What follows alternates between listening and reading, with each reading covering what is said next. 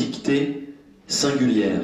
Denis Brognard n'anime pas l'émission Koh-Lanta, mais la dictée d'Ella. Comme plusieurs autres parrains de l'association, cet animateur télé essonien a consacré 1 heure à la lecture du texte de Jean d'Ormesson, une dictée singulière.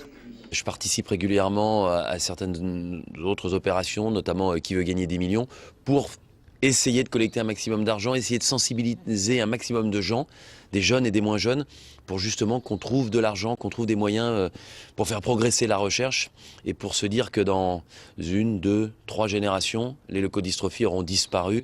Pas un bruit pendant la dictée. Les 140 élèves de 6e du collège de Pry-sous-Forges participent pour la première fois à cet exercice où le but n'est pas d'écrire sans faute d'orthographe, mais de participer.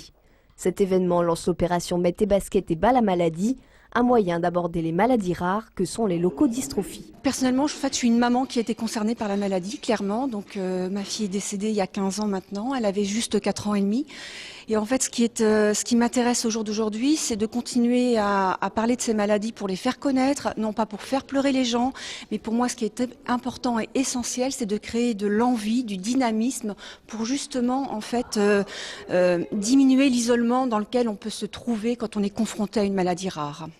Grâce aux 17 millions d'euros récoltés lors de ces opérations, la recherche a fait un bond en avant en 2010. 4 enfants, dont Clément, un Français, a bénéficié d'un traitement de thérapie génique et ils sont actuellement en bonne santé. Une nouvelle porteuse d'espoir pour de nombreuses familles.